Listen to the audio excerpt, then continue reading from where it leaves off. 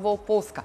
Таму е нашата екипа, репортерот Дамјан Николовски. Во нашата програма го вклучуваме во живо од пред стадионот каде што ќе биде одигран надпреварот меѓу репрезентациите на Македонија и на Шпанија.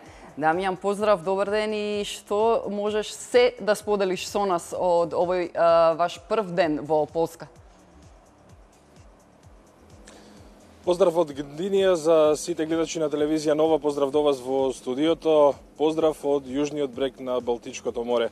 Стадионот зад мене вечерва ќе биде во центарот на вниманието на македонската, но и на пошироката спортска јавност.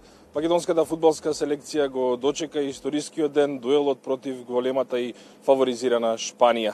Во овој дел од Полска нашите фудбалери интензивно се подготвуваат. Неколку дена имаа можност да се аклиматизираат, да почувствуваат разликата на температурата и на она што го носи овој дел од оваа европска земја и веќе можат полека но сигурно со мислите конкретно да се насочат на првите минути на надпреварот од 20:45 меѓу Македонија и Шпанија.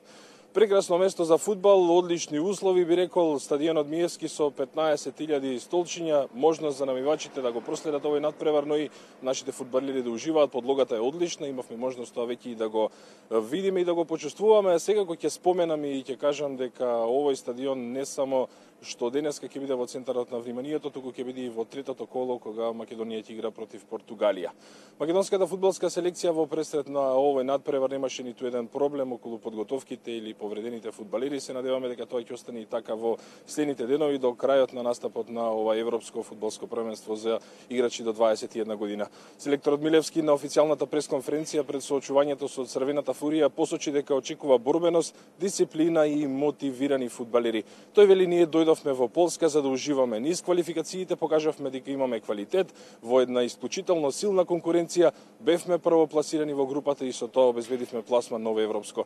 Ова е нашата награда. Овој настап на овој континентален субир треба само да представува радост и уживање за сите мои фудбалери кои што не само што покажаа дека имаат храброст да се носат со најсилните, туку се и навистина фудбалски херои на нашата земја, затоа што тие представуваат Македонија за прв пат во историјата на репрезентативниот фудбал од нашата земја на еден континентален собир. Шпанците секако дека се фаворити. Нивната вредност на целиот состав кој што допатува во Полска е некаде околу 270 милиони евра, нашата селекција е од прилика околу 8 милиони евра, навистина разлика огромна во моментов на пазарната вредност на фудбалерите, но не секогаш тоа мора да биде клучно и значајно во улогата фактор за тоа кој би можел да победи или да постигне гол на денешниот надпревар.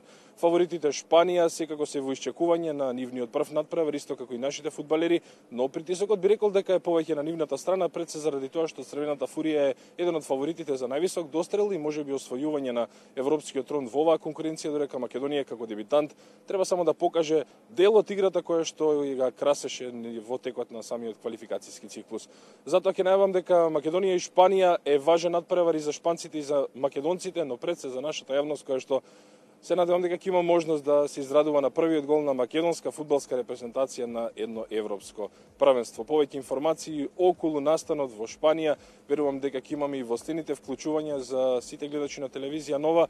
Очекувајте не и со сите реакции по надпреварот, верувам по евентуалниот позитивен резултат против големиот фаворит.